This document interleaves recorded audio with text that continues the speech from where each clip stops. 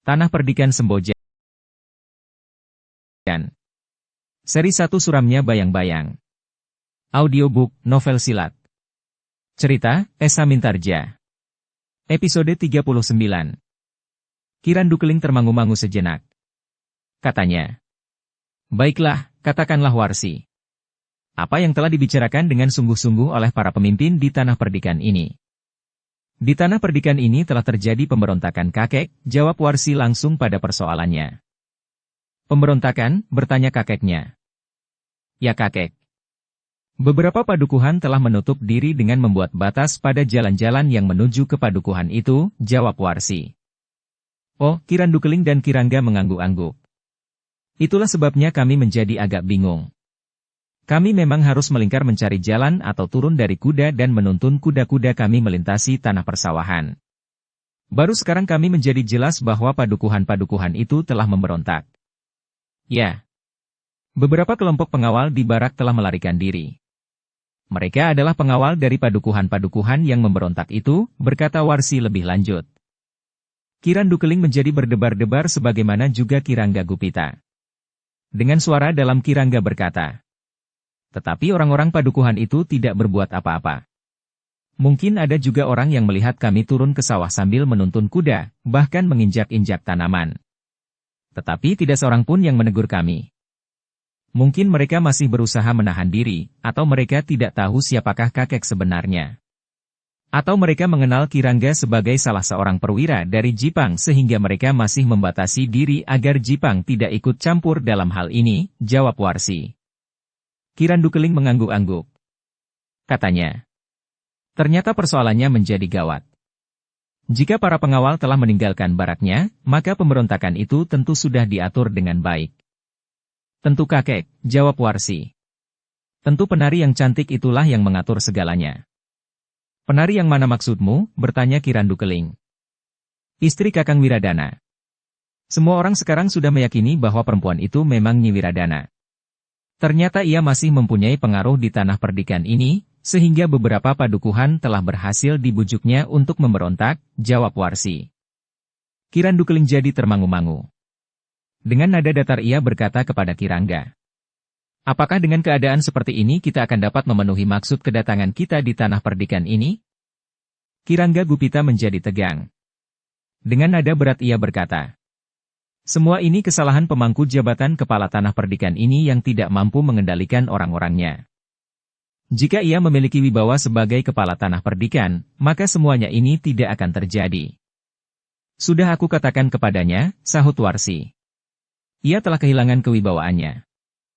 Sudahlah, berkata Kirandu Keling. Yang penting, apa yang harus kita lakukan sekarang ini? Aku tetap memerlukan pasukan untuk melawan pasukan Pajang, berkata Kirangga Gupita. Tetapi tidak dalam keadaan seperti ini, jawab Warsi. Kita harus menyelesaikan lebih dahulu persoalan yang kita hadapi di sini. Kekuatan beberapa padukuhan yang memberontak itu tentu cukup memadai, sehingga jika sebagian dari para pengawal masih akan dibawa keluar, maka dalam beberapa hari ini, mereka yang memberontak itu akan berhasil mengusir kita. Kirangga menarik nafas dalam-dalam. Sementara itu Kirandu Keling pun berkata, kita dihadapkan pada persoalan yang sama-sama berat. Tetapi aku berpendapat bahwa kita harus menyelesaikan persoalan di Tanah Perdikan ini lebih dahulu. Apakah itu tidak terbalik Kirandu Keling? Dengan kekuatan yang masih ada, kita akan menghancurkan Pajang. Baru kemudian kita akan menyelesaikan persoalan ini. Dengan bantuan Jipang maka pemberontakan di sini akan dapat diselesaikan dalam waktu setengah hari, berkata Kirangga. Tetapi jika keadaan sudah menjadi parah, maka persoalannya menjadi lain, jawab Kirandu Keling. Mungkin orang-orang yang sekarang memimpin Tanah Perdikan ini sudah diusir dan yang perlu diperhatikan, jika pasukan Jipang memenangkan pertempuran melawan pasukan Pajang di medan sebelah timur, apakah berarti bahwa perang dengan Pajang sudah selesai dan pasukan Jipang dapat ditarik kembali? Kirangga Gupita termangu-mangu sejenak. Namun kemudian katanya, baiklah. Kita selesaikan pemberontakan ini besok. Aku akan ikut bersama kalian. Kita akan menghancurkan padukuhan-padukuhan itu sampai lumat, sehingga tidak ada kesempatan bagi mereka untuk bangkit kembali. Jika para bekel ikut campur dalam pemberontakan ini, maka mereka pantas dihukum mati. Demikian pula yang terlibat. Dengan demikian, maka padukuhan-padukuhan yang lain akan melihat hasil dari langkah sesat para pemberontak itu. Kita memang harus menunjukkan sikap yang keras, sahut Warsi. Bagus, geram Kirangga Gupita. Semua yang bersalah akan dihukum mati. Hanya mereka yang bersedia ikut ke Pajang sajalah yang akan mendapat pengampunan. Namun dengan ragu-ragu Ki Wiradana berkata, tetapi apakah dengan pembunuhan yang semena-mena itu persoalan akan dapat diatasi dengan bijaksana? Kau memang pantas kehilangan kewibawaanmu, jawab Kirangga Gupita. Dengan sikap yang keras, maka kau telah mencegah hal yang serupa terulang kembali. Tetapi kematian yang tidak terhitung jumlahnya akan berakibat buruk bagi tanah perdikan ini, sahut Ki Wiradana. Tutup mulutmu, bentak Kirangga Gupita. Kita berjuang untuk tegaknya kewibawaan tanah perdikan ini. Untuk menjunjung kekuasaan kepala tanah perdikan meskipun masih pemangkunya. Tetapi kau sendiri berhati lemah seperti perempuan. Bahkan perempuan seperti Warsi itu pun mampu mengatasi perasaannya bagi kepentingan tanah perdikan ini, sementara kau merajuk dan merengek dengan cengeng. Wajah Ki Wiradana menjadi merah. Apalagi ketika Randu Keling tersenyum sambil berkata, sudahlah Nger.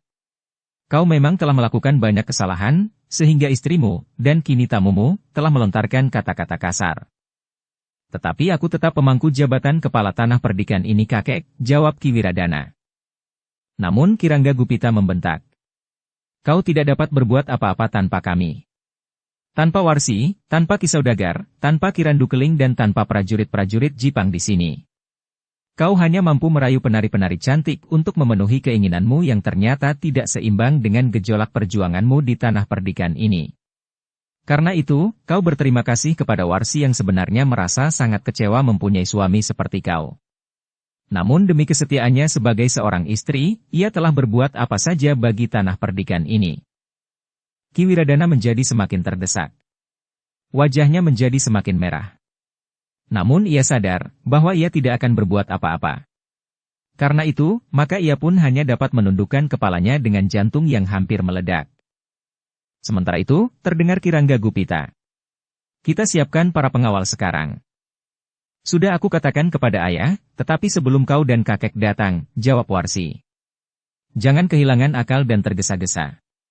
Aku ingin tahu pasti, imbangan kekuatan yang ada. Bukankah kau seorang perwira prajurit Jipang? Kirangga menarik nafas dalam-dalam.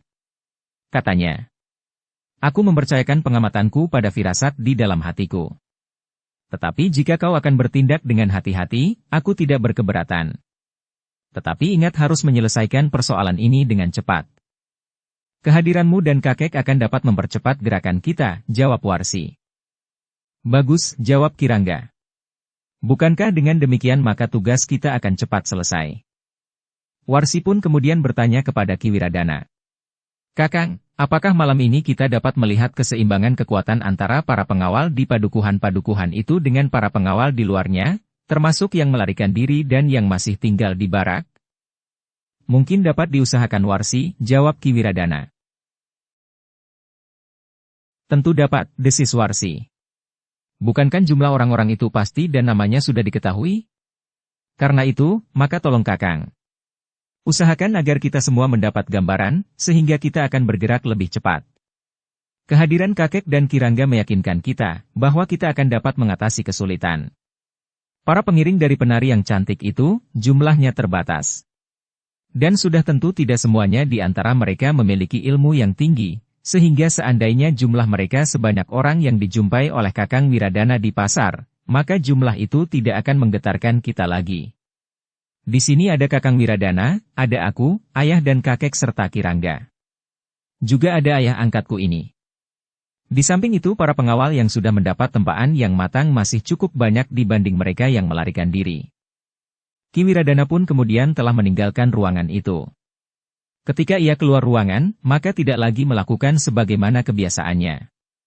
Ki Wiradana tidak lagi menengadahkan wajahnya dan dengan garang, memanggil para pengawal. Tetapi dengan kepala tunduk ia berjalan ke gardu mendekati para pengawal yang sedang bertugas.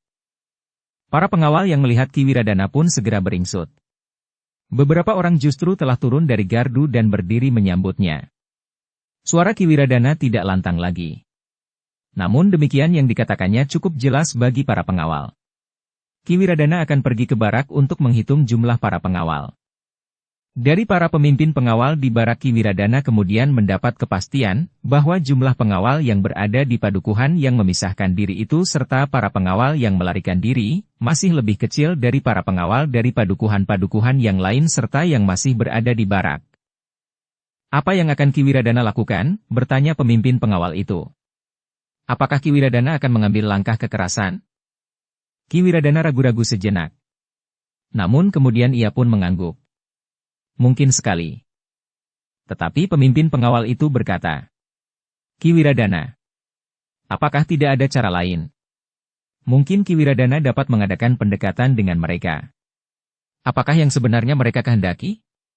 Bukankah Kiwiradana belum pernah menanyakannya? Kiwiradana menggeleng.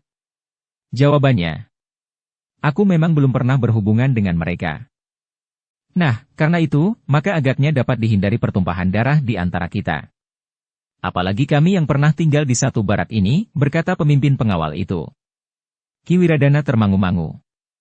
Sebenarnya ia sependapat dengan pemimpin pengawal itu. Tetapi apakah istrinya dan Kirangga akan dapat menyetujuinya? Namun hal itu tidak dikatakan kepada para pengawal itu. Biarlah perasaan itu tetap menjadi bebannya yang terasa sangat berat. Bahkan kepada pemimpin pengawal itu ia menjawab. Sudah bukan waktunya lagi kita bersikap lunak. Pada suatu saat, orang-orang tanah perdikan ini harus mengerti bahwa langkah-langkah yang diambil oleh mereka yang memberontak itu harus mendapat hukuman yang setimpal. Tetapi, jika hal itu dapat diselesaikan dengan baik, bukankah akan lebih berarti daripada jika diselesaikan dengan kekerasan? Kekerasan akan menumbuhkan dendam. Orang-orang yang sanak kadangnya terbunuh akan merasa tergelitik untuk membalas dendam. Sementara itu gejolak perasaan yang tidak terkendali akan dapat merusakkan tanah perdikan ini. Mungkin ada padukuhan yang akan menjadi abu oleh kobaran api kemarahan. Bahkan orang-orang yang tidak bersalah pun akan dapat menjadi korban mendidihnya darah di dalam jantung ini, berkata pemimpin pengawal itu. Waktu untuk berhati manis telah lewat, berkata Kiwiradana. Kita sudah banyak belajar dari kehidupan yang lampau. Dan sekarang tiba waktunya untuk bertindak tegas. Apa yang pernah kita alami sebelumnya, Kiwiradana? Kehidupan yang manakah yang telah memberi pelajaran bagi kita? Bertanya pemimpin pengawal itu. Yang terjadi di tanah perdikan ini sulit untuk diikuti dengan nalar sampai saatnya beberapa padukuhan telah memberontak. Wajah Kiwiradana menjadi merah. Dengan lantang ia bertanya. Apakah kau juga sudah terpengaruh? Tidak, jawab pemimpin pengawal itu. Tetapi aku mengikuti perkembangan keadaan. Aku sudah mendengar semua cerita yang terjadi di tanah perdikan ini dengan sebenarnya. Para pengawal yang beberapa kali dikalahkan oleh orang-orang yang tidak dikenal, meskipun mereka ingkar. Bahkan Kiwiradana juga. Penari yang sebenarnya adalah Kiwiradana sendiri. Dan pendirian beberapa orang bekel yang disebut memberontak itu. Kau adalah pemimpin pengawal, bentak Kiwiradana. Kau hanya dapat menjalankan perintah. Pemimpin pengawal itu mengangguk hormat. Katanya, jika demikian, aku memang tidak mempunyai pilihan lain. Kiwiradana justru termenung sejenak. Dipandanginya wajah pemimpin pengawal yang memandanginya dengan sorot mata yang kosong itu. Hampir saja Kiwiradana berkata bahwa ia pun sebenarnya mempunyai pendirian seperti pemimpin pengawal itu. Tetapi dengan susah payah ia bertahan untuk tetap menyimpannya di dalam hatinya. Yang kemudian dikatakan oleh Kiwiradana justru satu perintah. Para pengawal harus bersiap besok pagi-pagi. Mungkin mereka akan kita perlukan. Tidak ada jawaban lain dari pemimpin pengawal itu kecuali. Baik Kiwiradana. Perintah itu akan kami lakukan. Kiwiradana pun kemudian meninggalkan barak itu. Pemimpin pengawal itu dengan beberapa orang kawannya menjadi termangu-mangu. Namun ada juga di antara pemimpin pengawal itu yang berkata, aku puji sikap tegas Kiwiradana. Ia harus bersikap demikian agar kewibawaannya terpelihara. Pemimpin pengawal yang bersikap lain itu tidak menjawab. Ia adalah pengawal tanah perdikan yang harus tunduk kepada perintah, sebagaimana diajarkan oleh para prajurit Jipang kepada mereka. Ketika Kiwiradana kembali ke rumahnya, ternyata para pemimpin tanah perdikan itu masih menunggunya. Dengan serta-merta Warsi telah bertanya kepadanya. Bagaimana Kakang? Apakah Kakang sudah mendapat gambaran tentang imbangan kekuatan itu? Dengan terperinci Ki Wiradana memberitahukan sebagaimana didengarnya dari para pemimpin pengawal tentang keseimbangan kekuatan yang ada di tanah perdikan Sembojan. Karena padukuhan yang memberontak itu lebih kecil dari yang lainnya, maka jumlah pengawalnya pun ternyata lebih sedikit. Juga mereka yang meninggalkan barak dibandingkan dengan mereka yang tetap setia kepada Ki Wiradana. Warsi mengangguk-angguk. Katanya, sebenarnya aku ingin menunda sampai hari berikutnya untuk meyakinkan keseimbangan kekuatan ini. Tetapi dengan kehadiran kakek dan Kirangga maka aku sudah mendapat keyakinan itu. Jadi kau setuju bahwa besok kita mulai bergerak? Bertanya Kirangga. Ya, jawab Warsi. Bagus, sahut Ki Saudagar. Aku sudah mengusulkan sejak semula. Tetapi Warsi menganggap sikap itu sebagai kehilangan akal dan tergesa-gesa. Yang aku perlukan sudah aku dapatkan, berkata Warsi. Lalu katanya kepada Ki Wiradana. Kakang, siapkan para pengawal. Besok pagi kita bergerak. Kita harus membuat para bekel yang memberontak itu menjadi jera. Hanya sekadar menjadi jera, bertanya Kirangga. Kita akan melihat ukuran kesalahan mereka. Jika mereka sekadar terpaksa karena tingkah anak-anak mudanya, maka ia akan mendapat pengampunan. Tetapi jika mereka ikut terlibat langsung, maka mereka akan dihukum mati, jawab Warsi. Tidak ada hukuman lain yang lebih pantas bagi seorang pengkhianat. Ki Wiradana hanya dapat mengangkat wajahnya sejenak. Namun wajah itu pun kemudian menunduk lagi.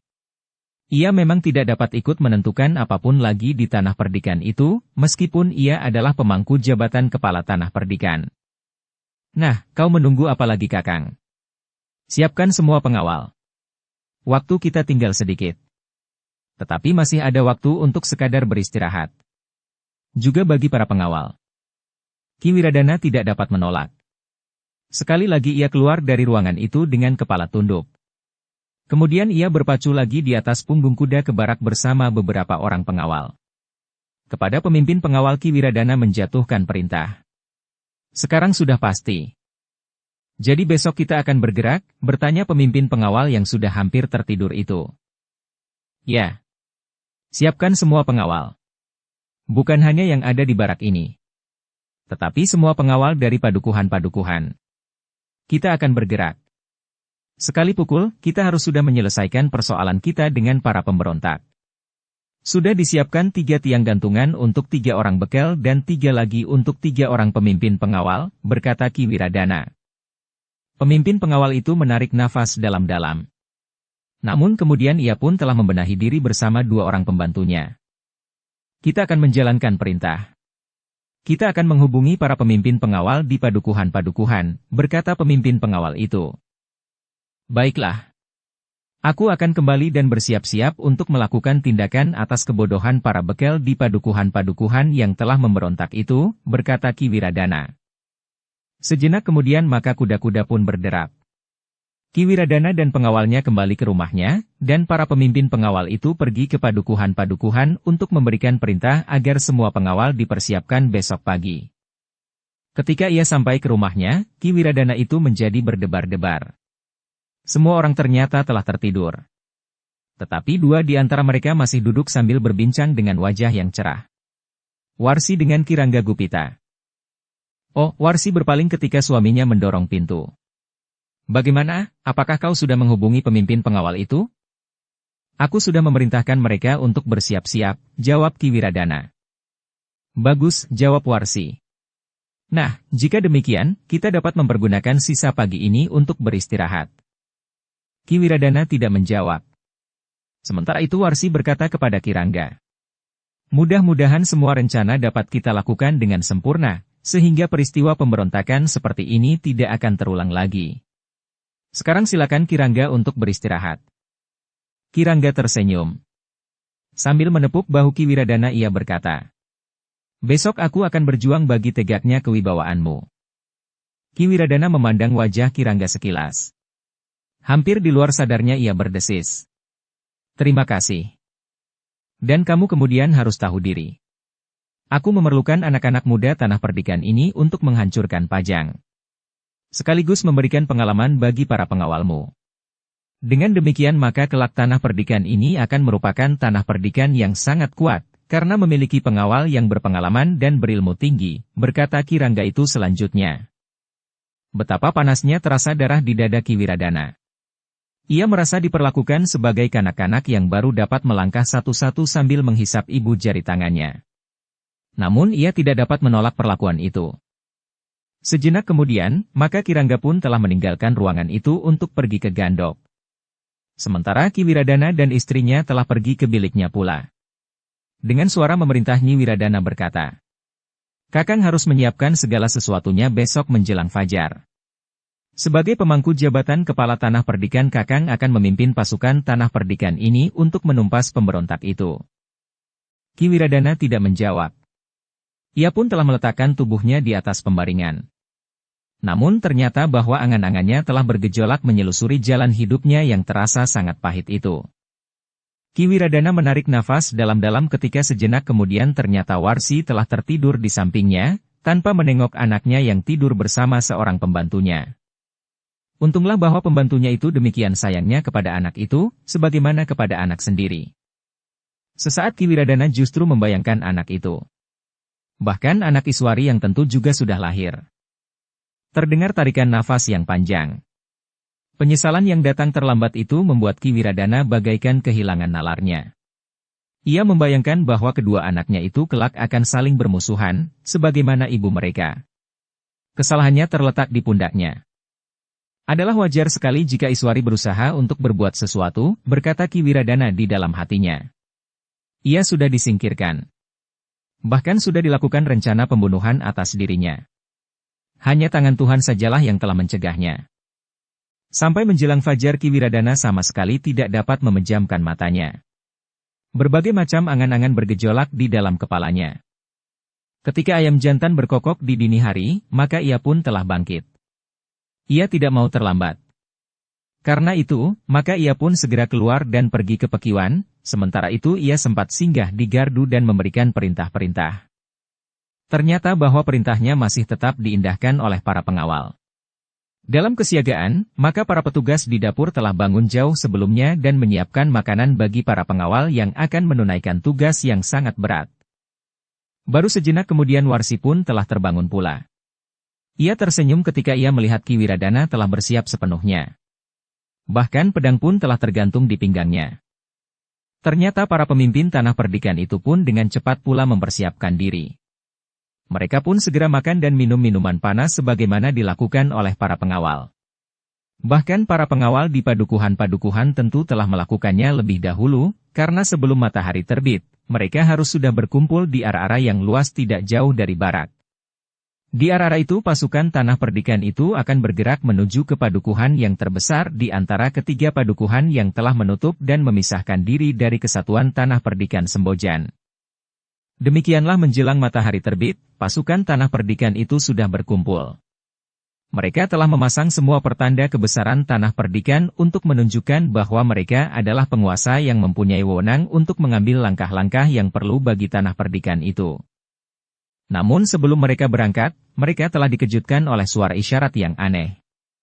Isyarat yang tidak mereka mengerti maknanya, bersahutan di kejauhan. Tetapi dengan cepat, Ki Rangga mampu menanggapinya dan berkata, "Itu tentu isyarat yang telah dibuat dan dimengerti oleh para pengawal yang memberontak. Agaknya mereka telah mendengar rencana kami dari pengkhianat-pengkhianat yang ternyata bertebaran di mana-mana." "Gila," geram Warsi. "Tetapi tidak apa.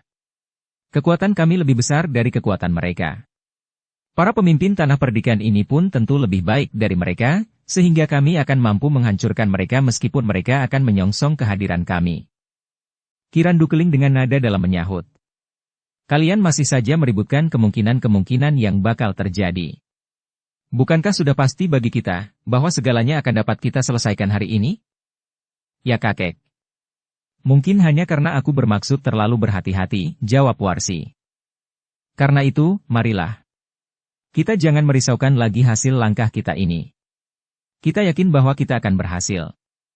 Karena itu, maka tanpa ragu-ragu kita akan berangkat sekarang," berkata Ki Randukeling selanjutnya. Warsi pun mengangguk sambil menjawab, "Baiklah, kakek. Sebentar lagi matahari akan naik ke atas bukit. Kita sudah siap untuk berangkat." Lalu Warsi pun berpaling kepada Ki Wiradana. Kita sudah siap? Ki Wiradana mengangguk. Ia pun kemudian memberikan isyarat kepada pemimpin pasukan yang selanjutnya meneriakkan aba-aba kepada pasukan itu untuk berangkat. Ternyata bahwa pasukan Tanah Perdikan Sembojan itu pun cukup menggetarkan jantung. Mereka membawa tunggul dan umbul-umbul. Pasukan itu bagaikan pasukan kerajaan agung yang siap menumpas perlawanan dari sebuah lingkungan yang sedang memberontak. Tetapi demikian pasukan itu mulai bergerak, telah terdengar isyarat di kejauhan yang sahut menyahut. Padukuhan-padukuhan yang memberontak itu telah membunyikan kentongan dengan irama yang tidak dikenal sebelumnya. Mereka telah bersiap menyambut kedatangan kita, berkata Ki Rangga. Mereka terdiri dari orang-orang gila. Apakah mereka tidak mempunyai otak, sehingga mereka berani melakukan perlawanan seperti ini? Perlawanan terbuka, geram Warsi. Kita harus memikirkannya, berkata Ki Randu Keling.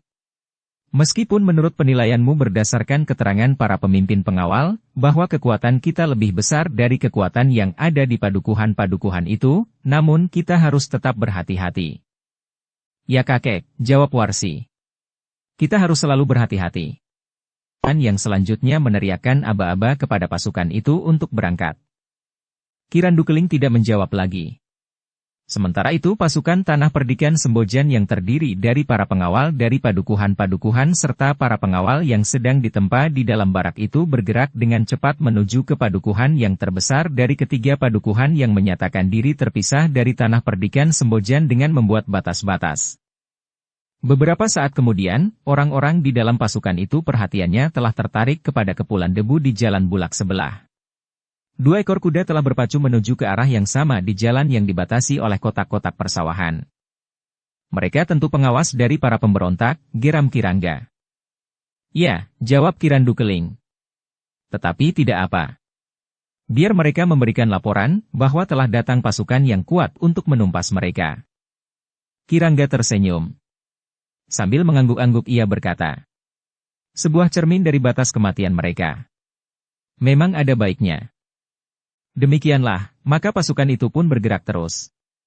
Mereka melewati bulak-bulak yang memisahkan desa dan desa, padukuhan dan padukuhan. Dengan jantung yang berdebaran, pasukan itu menjadi semakin dekat dengan sasaran.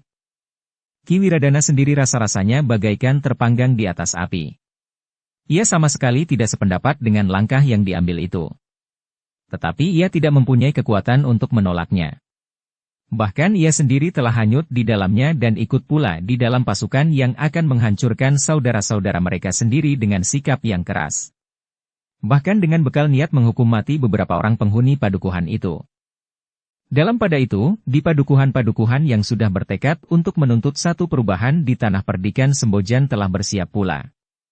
Dari beberapa keterangan yang terkumpul, serta arah perjalanan pasukan itu yang dapat dilihat oleh para pengawas, maka iring-iringan pasukan itu menuju ke padukuhan terbesar dari ketiga padukuhan yang menyatakan diri terlepas dari kuasa orang-orang yang sebenarnya tidak berhak memimpin Tanah Perdikan itu. Ketiga orang bekal dengan para pemimpin kelompok pengawal di padukuhan-padukuhan itu telah menyusun satu pasukan yang diperkuat oleh anak-anak muda yang semula berada di dalam barak. Bahkan Ki Bekel telah memanggil laki-laki yang dengan sukarela bersedia untuk ikut mempertahankan diri jika serangan yang sudah diperhitungkan itu akan datang. Ternyata beberapa orang yang pernah menjadi pengawal Tanah Perdikan itu, bahkan ada beberapa orang bekas prajurit Pajang yang sudah kembali ke kampung halamannya karena umur mereka, telah bersedia ikut dalam pasukan yang tersusun dengan cepat itu. Meskipun para bekas prajurit itu sudah terhitung tua, tetapi mereka memiliki bekal kemampuan seorang prajurit. Didorong oleh keyakinan yang mantap, maka rasa-rasanya mereka masih juga semuda pada saat-saat mereka berada di dalam lingkungan prajurit Pajang. Pasukan yang demikian itulah yang tidak diperhitungkan oleh Warsi dan para pemimpin Tanah Perdikan Sembojan. Bahkan orang-orang yang belum pernah meraba senjata pun telah menyatakan diri untuk ikut serta mempertahankan kampung halaman mereka dari kuasa orang-orang yang sebenarnya tidak berhak. Dengan demikian maka pasukan yang tersusun itu nampaknya menjadi sebuah pasukan yang sangat besar.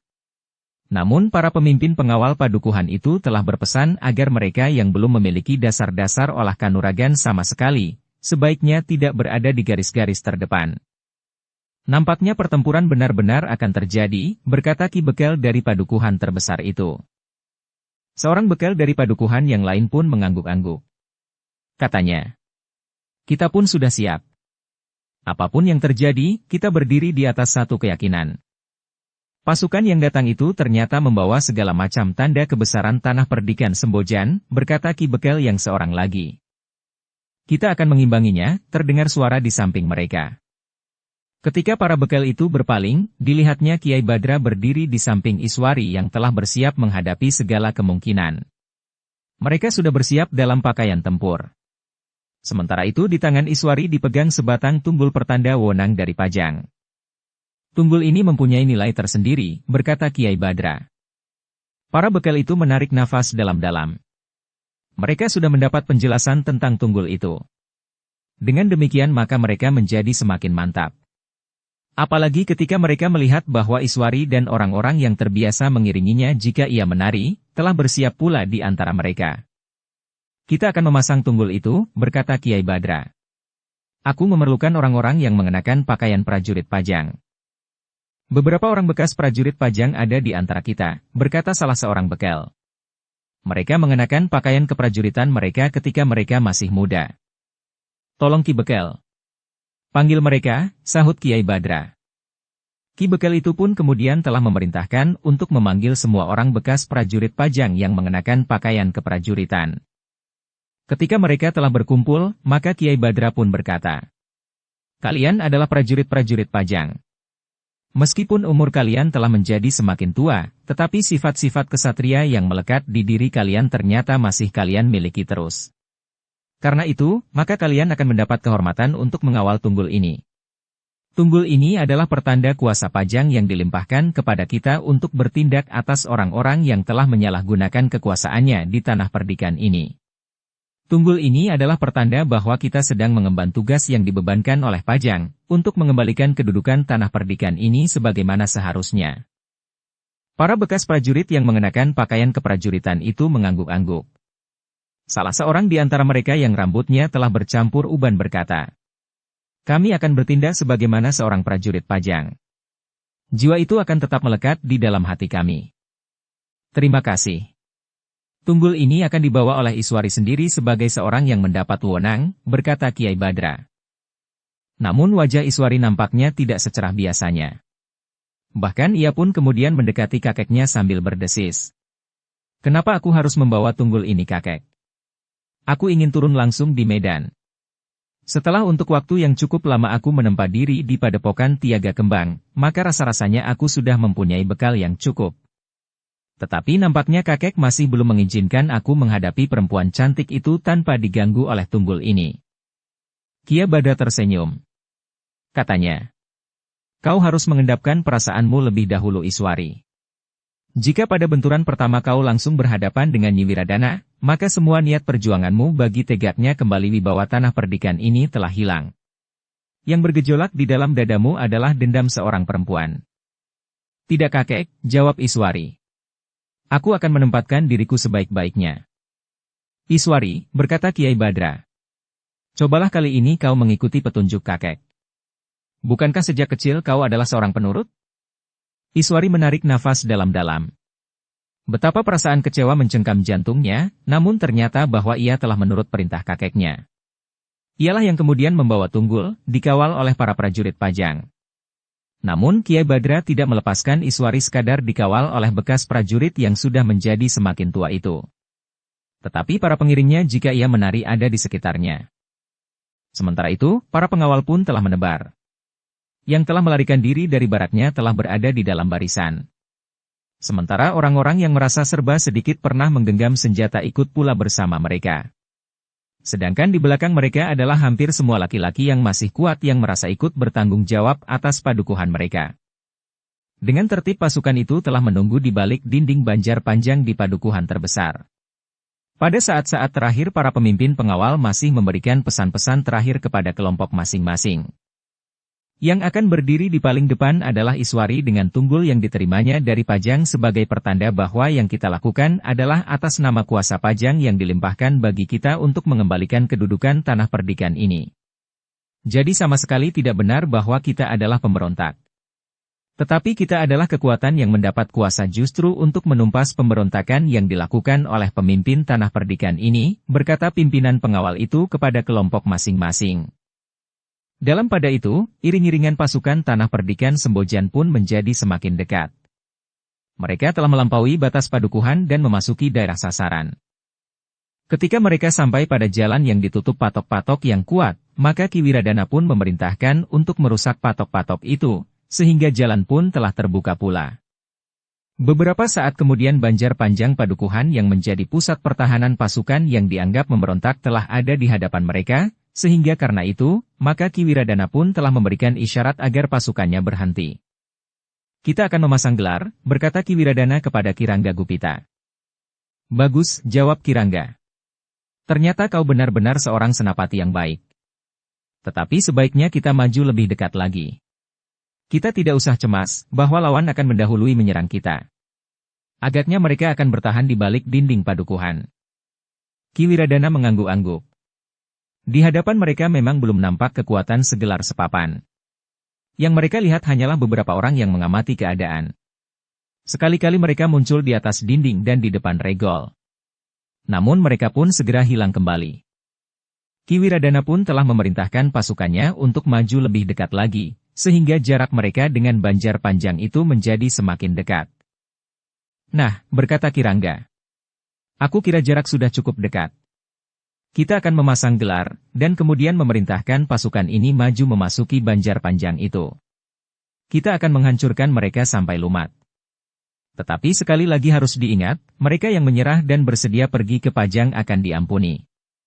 Mereka akan diperlakukan seperti kawan-kawan mereka yang tidak memberontak. Ki Wiradana mengangguk-angguk pula. Katanya, baiklah. Aku akan mengumpulkan para pemimpin kelompok sebelum kita mulai. Bagus. Kirangga tertawa. Kau memang pemangku jabatan kepala Tanah Perdikan yang sangat baik. Lebih baik dari yang kuduga semula. Ki Wiradana tidak menjawab. Tetapi diperintahkannya untuk memanggil para pemimpin kelompok. Kepada para pemimpin kelompok dijelaskan apa yang harus mereka lakukan. Mereka pun telah mendapat pesan sebagaimana dikatakan oleh Kirangga tentang mereka yang menyerah dan bersedia pergi ke Pajang. Para pemimpin kelompok itu mendengarkan pesan Ki Wiradana dengan sungguh-sungguh. Namun beberapa orang di antara mereka justru menjadi gelisah. Para pemimpin Tanah Perdikan itu menghendaki agar mereka berlaku sebagai serigala lapar atas saudara-saudara mereka sendiri. Membunuh, membakar dengan maksud agar yang terjadi itu dapat menakut-nakuti seluruh rakyat Tanah Perdikan. Dengan demikian maka yang terjadi itu untuk seterusnya tidak akan terulang kembali. Bahkan jika ketiga orang bekel dari 3 padukuhan yang dianggap memberontak itu beserta para pemimpin pengawalnya tertangkap, maka mereka akan dihukum gantung jika ternyata mereka terlibat langsung dalam pemberontakan itu. Tetapi para pemimpin pengawal itu tidak bertanya lebih jauh. Ketika mereka memandang wajah orang-orang yang ada di sekeliling pemangku jabatan kepala Tanah Perdikan, mereka rasa-rasanya di wajah itu memang sudah terbayang nafas maut. Dengan demikian, maka Ki Wiradana pun segera memerintahkan mereka kembali ke kelompok masing-masing. Sebentar lagi, Ki Wiradana akan memberikan isyarat untuk membuka gelar dan siap untuk menyerang, memasuki Banjar Panjang di hadapan mereka. Jika kekuatan induk lawan tidak ada di Banjar itu, maka Banjar itulah yang akan kita lumatkan menjadi abu, perintah Ki Wiradana. Dukung channel Novel Silat dengan subscribe, follow, like, komen dan share. Bagus, desis Kirangga Gupita. Satu perintah yang tegas. Akhirnya aku harus memujimu Ki Wiradana. Ki Wiradana tidak menjawab. Namun ketika ia memandang ke arah Banjar Panjang di hadapannya, rasa-rasanya kepalanya menjadi pening. Apakah Banjar Panjang yang merupakan bagian dari Tanah Perdikan Sembojan itu benar-benar harus dihancurkan? Orang-orang yang tinggal di dalamnya harus dikorbankan tanpa ampun? Justru pada saat Ki Wiradana dicengkam oleh bayangan-bayangan yang mengerikan itu, ia terkejut. Kirangga telah menggamitnya dan berdesis. Sudah waktunya. Perintah untuk menebar dalam gelar sudah dapat dilakukan. Oh, Ki Wiradana tergagap. Namun sejenak kemudian maka ia pun telah meneriakkan aba-aba. Para pemimpin kelompok telah mengulangi aba-aba itu. Dan sejenak kemudian, maka pasukan Tanah Perdikan Sembojan itu telah menebar. Ternyata para pengawal tanah perdikan Sembojan itu telah memiliki pengetahuan yang cukup untuk turun ke medan. Dalam waktu dekat, maka pasukan mereka telah tersusun dalam gelar yang menebar. Gelar Garudang Layang. Kekuatan utama pasukan itu berada di induk pasukan yang merupakan paruh dari gelar. Kemudian pada sebelah menyebelah yang dipimpin oleh Senapati Pengapit, yang merupakan kuku-kuku gelar yang tajam, yang akan dapat meremas dan menghancurkan lawan. Sedangkan kekuatan yang lain terletak beberapa langkah dari ujung gelar. Kekuatan yang dapat menghancurkan sayap lawan dan kemudian menggulungnya sebelum keseluruhan gelar lawan dikoyak-koyak oleh kekuatan kuku dan paruh yang kuat dan tajam di induk pasukan. Sementara itu, para pengawal yang berada di belakang dinding Banjar Panjang itu pun telah bersiap pula. Ketika mereka melihat pasukan Tanah Perdikan sudah memasang gelar, maka Kiai Badra pun berkata, "Sudah waktunya kita melangkah." "Apa yang kita lakukan lebih dahulu?" bertanya pemimpin pasukan pengawal yang mendapat kepercayaan dari para pemimpin yang lain untuk memimpin seluruh kekuatan mereka. Kiai Badra memandang Iswari sesaat. Kemudian jawabnya, "Tunggul itu. Buka pintu gerbang. Tunggul itu akan keluar dikawal oleh para prajurit Pajang. Kemudian kita akan memberikan aba-aba agar anak-anak kita keluar dari padukuhan dengan kesiagaan sepenuhnya." Pemimpin pengawal dari pasukan yang disebut telah memberontak itu pun kemudian memerintahkan untuk membuka gerbang padukuhan. Sejenak kemudian, Iswari pun telah keluar dari pintu gerbang dengan tunggul di tangannya yang dilekati sebuah kelebet pertanda kuasa Pajang, diikuti oleh mereka yang pernah menjadi prajurit Pajang pada masa mudanya. Namun mereka telah mengenakan pakaian kebanggaan mereka, selagi mereka masih menjadi prajurit. Kemudian beberapa orang keluar dari dua padepokan yang akan menjaga Iswari dan tunggul itu dari kemungkinan yang kurang baik. Sementara itu, terdengar aba-aba yang lain, sehingga sejenak kemudian, maka para pengawal pun telah berloncatan keluar dari balik dinding Banjar Panjang mereka. Ternyata jumlahnya jauh lebih banyak dari yang diperkirakan, karena di belakang para pengawal, hampir semua laki-laki telah ikut pula di dalam barisan itu. Kehadiran pasukan yang besar itu memang mengejutkan. Tetapi yang lebih mengejutkan lagi adalah, hadirnya sebuah tunggul yang tentu bukan tunggul kebanyakan. Menilik wujud, bentuk dan pancaran wibawanya, maka para pemimpin Tanah Perdikan Sembojan, terutama Kirangga Gupita, segera mengenalinya, bahwa tunggul itu tentu ada hubungannya dengan Pajang. Apalagi Kirangga juga mengenali pakaian orang-orang yang mengawal tunggul itu. Dalam pada itu, selagi mereka sedang dicengkam oleh kebimbangan, tiba-tiba saja 3 batang lembing telah meluncur dan jatuh beberapa langkah di hadapan para pemimpin Tanah Perdikan itu. Dengan serta-merta maka para pemimpin itu pun menghentikan langkah mereka. Bahkan mereka pun telah memberikan isyarat kepada pasukannya dalam keseluruhan untuk berhenti sejenak. Yang terdengar adalah aba-aba yang diteriakan oleh Ki Wiradana dan disambung oleh para pemimpin kelompok, sehingga dengan demikian maka pasukan Tanah Perdikan itu pun telah berhenti sepelempar lembing dari dinding Banjar Panjang yang menjadi sasaran. "Gila," geram Kirangga. "Permainan apa saja yang sebenarnya dilakukan oleh orang-orang itu?" Warsi menggeram. Ketika ia melihat seorang perempuan dengan tunggul di tangannya, bahkan yang bagaikan memancarkan cahaya yang cerah itu, jantungnya bagaikan terbakar. "Aku ingin meremas wajahnya yang sangat cantik itu," katanya. Dalam pada itu, maka terdengar seseorang di antara orang-orang yang disebut memberontak itu berkata, "Selamat datang di padukuhan kami para pemimpin dan pemangku jabatan kepala Tanah Perdikan Sembojan." Orang-orang Sembojan itu termangu-mangu. Namun justru para pemimpinnya mengumpat mendengar kata-kata lantang itu. Apalagi ketika mereka melihat Ki Bekel dari padukuhan yang menjadi sasaran serangan itulah yang telah menyambut mereka dengan sebuah sesorah pendek itu. Bahkan Ki Bekel itu melanjutkan, "Kami memang sudah mengira bahwa kalian akan datang dengan pasukan. Karena itu maka kami pun berusaha untuk tidak mengecewakan kalian dalam penyambutan ini. Namun seperti yang kalian lihat, kalian ternyata berhadapan dengan pengemban kuasa dari para pemimpin di Pajang. Dengan tunggul pertanda kuasa Pajang itu, maka penyambutan kami akan menjadi lebih bersifat resmi." "Diam!" Kiranggalah yang tidak dapat menahan sendiri sehingga berteriak nyaring. "Kau dapat saja membawa tunggul apapun yang kau sebut sebagai pertanda bahwa kalian mengemban tugas dari Pajang. Tetapi seandainya tunggul itu benar kalian terima dari Pajang, maka adalah kebetulan sekali bahwa kalian memang harus ditumpas.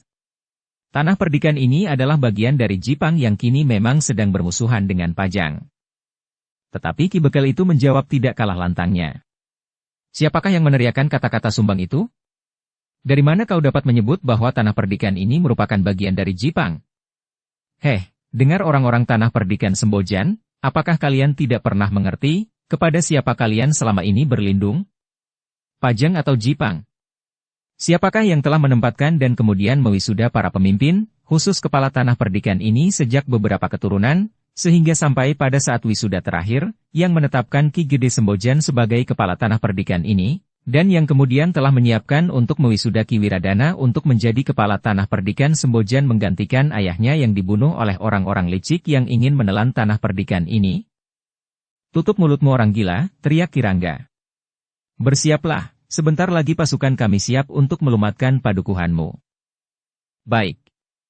Kami telah bersiap.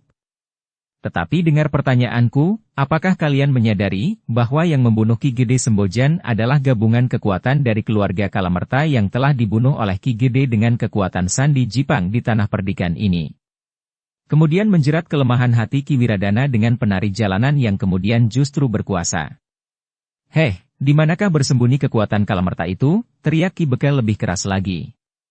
Sementara itu, kedua bekel yang lain telah berdiri sebelah menyebelah di depan tunggul yang diterima dari Pajang itu. Wajah Ki Rangga menjadi merah padam. Sementara para pemimpin tanah perdikan Sembojan yang lain menjadi semakin marah. Dengan garang Warsi berkata, "Jangan beri kesempatan lagi. Kita harus menghancurkannya." Ki Rangga pun menyahut, "Ya. Kita harus cepat bergerak." "Cepat Kakang," berkata Warsi. "Berikan aba-aba itu." Ki Wiradana segera beringsut. Namun dalam pada itu, terdengar Ki Bekel itu pun berkata, "Nah, bukankah kalian sudah siap untuk bergerak? Bagus. Siapa yang ingin melawan kuasa Pajang yang dilimpahkan kepada kami marilah. Dengan demikian maka kalian telah memberontak dan tidak lagi tunduk kepada Pajang. Pada saatnya seorang pemberontak akan mendapat hukuman sepadan dengan kesalahan. Dan dengarlah, para pengawal tanah perdikan Sembojan. Hukuman bagi para pemberontak adalah hukuman mati." "Cukup-cukup," teriak Ki Rangga. "Satu pikiran gila. Cepat, Ki Wiradana. Berikan aba-aba itu." Ki Wiradana pun kemudian telah memberikan aba-aba sehingga para pemimpin kelompok pun telah bersiap dengan pasukan masing-masing. Namun dalam pada itu, para pengawal masih mendengar Ki Bekel berkata, "Nah, sebelum terlambat. Siapakah yang ingin kembali ke jalan yang benar? Tidak terpengaruh oleh orang-orang yang sebenarnya tidak berhak memimpin tanah perdikan ini? Nyi Wiradana itu sama sekali bukan orang tanah perdikan ini. Ki Saudagar adalah seorang yang hanya tahu mencari uang dan keuntungan bagi diri sendiri. Sedangkan Ki Randu Keling adalah bayangan dari kekuatan Kalamerta di tanah perdikan ini. Dan ia adalah kakek Nyi Wiradana yang bernama Warsi, penari jalanan yang garang itu. Kemudian satu pertanyaan yang harus kalian jawab, siapakah yang sebenarnya telah membunuh Ki Gede Sembojan?" Pertanyaan itu telah menggetarkan medan dan seakan-akan telah mengetuk setiap jantung. Meskipun Ki Wiradana mengulangi meneriakkan aba-aba agar pasukannya bergerak, namun suara Ki Bekel itu seakan-akan telah mengumandang dan terdengar berulang-ulang tanpa henti-hentinya. Suaranya bergulung-gulung seperti mendung di langit berputaran dan berdengung di setiap telinga. "Gila," geram Ki Randu Keling. "Kekuatan apakah yang telah membuat suaranya bagaikan gemuruhnya guntur di langit?" Ki Rangga pun termangu-mangu. Ternyata lontaran suara itu bukan saja lontaran suara wajar betapapun kerasnya. Tetapi tentu ada kekuatan yang mendukung lontaran suara itu. Sebenarnya lah tanpa diketahui oleh para pemimpin tanah perdikan Sembojan, di belakang Ki Bekel itu berdiri Kiai Badra yang dengan kedua telapak tangannya telah menekan punggung Ki Bekel. Dengan demikian, maka seolah-olah telah tersalur kekuatan yang luar biasa yang mendorong suara Ki Bekel sehingga suara itu telah memenuhi bulak yang luas dengan bergema di dinding padukuhan-padukuhan. Namun bagi orang-orang Sembojan suara itu bagaikan suara dari langit yang telah menghentak-hentak di dalam dada mereka. Untuk beberapa saat para pengawal tanah perdikan Sembojan itu justru tidak mendengar aba-aba yang diteriakkan semakin keras oleh Ki Wiradana. Bahkan para pemimpin kelompok yang harus mengulangi perintah itu pun menjadi termangu-mangu. Keadaan para pengawal itu telah membuat Warsi menjadi semakin marah. Dengan suara lantang ia berkata kepada Ki Wiradana, "Kakang, perintahkan sekali lagi. Cepat." Kita jangan memberi terlalu banyak kesempatan kepada orang-orang gila itu. Ki Wiradana tidak menjawab. Ia pun telah berteriak semakin keras memerintahkan agar para pengawal dengan cepat bergerak maju menuju ke sasaran. Namun ternyata sesuatu telah terjadi. Tiba-tiba saja seorang pemimpin kelompok dari para pengawal yang justru tinggal di barak untuk ditempa menjadi pengawal yang memiliki kemampuan seimbang dengan para prajurit itu seakan-akan telah mendengar satu berita yang telah menggerakkan jantungnya untuk mencari jawab, siapakah yang telah membunuh Ki Gede Sembojan? Dan apakah hal itu ada hubungannya dengan orang-orang yang kemudian berkuasa di sekitar Ki Wiradana? Justru karena pertanyaan-pertanyaan itulah, maka ia pun menjadi ragu-ragu. Bahkan kemudian tiba-tiba saja pemimpin kelompok itu bertanya kepada para pengawal di dalam kelompoknya. Apakah kita akan dapat bertempur melawan saudara-saudara kita sendiri? Sebenarnya lah pertanyaan seperti itu telah menghinggapi perasaan para pengawal, sehingga karena itu, maka salah seorang di antara para pengawal itu menjawab. Apakah tidak ada jalan lain? Ya, desis yang lain. Kita menjadi ragu-ragu. Apakah benar mereka bersalah? Ataukah kita yang selama ini menjadi dungu? Pemimpin kelompok yang berjalan di paling depan itu kemudian berkata, kita tidak akan bertempur bersungguh-sungguh. Kita akan berterus terang kepada saudara-saudara kita nanti jika pasukan ini bertemu. Kita tidak berniat untuk saling membunuh. Ternyata para pengawal di dalam kelompok itu setuju, sehingga jika pasukannya berbenturan dengan pasukan dari padukuhan di hadapan mereka, maka para pengawal itu tidak akan bertempur bersungguh-sungguh. Sebenarnya lah perasaan yang demikian itu ada di dalam hati para pengawal yang lain. Namun mereka tidak berani mengatakannya, karena mereka tidak tahu perasaan apakah yang tersimpan di hati kawan-kawannya sebelah menyebelah. Dalam pada itu, maka Ki Bekel dari padukuhan yang terbesar itu pun kemudian bertanya kepada Kiai Badra. Apakah kita juga harus bergerak? Ya, sudah waktunya kita menyongsong pasukan mereka. Mudah-mudahan para pengawal kita dapat memenuhi pesan Ki Bekel, sehingga pertempuran yang kemudian terjadi bukannya pembantaian keluarga sendiri, berkata Kiai Badra. Mudah-mudahan Kiai. Anak-anak akan mencoba meyakinkan para pengawal Tanah Perdikan yang akan menjadi lawan mereka, bahwa sebaiknya mereka menempuh jalan lain daripada saling terbunuh, berkata Ki Bekel. Dengan demikian maka sejenak kemudian kedua pasukan itu pun menjadi semakin dekat. Namun rasa-rasanya pada kedua belah pihak tidak nampak api permusuhan yang menyala yang mendorong kedua pasukan itu untuk dengan penuh geram saling menyongsong. Yang tidak tertahankan lagi adalah justru Warsi. Rasa-rasanya ia ingin meloncat menerkam Iswari yang membawa pertanda limpahan kuasa Pajang. Tetapi Warsi menjadi kecewa. Nampaknya Iswari tidak akan menyongsongnya dan melawannya. Sebagai seorang yang membawa tunggul maka jika tidak dalam keadaan yang terpaksa, ia tidak akan melibatkan diri ke dalam pertempuran.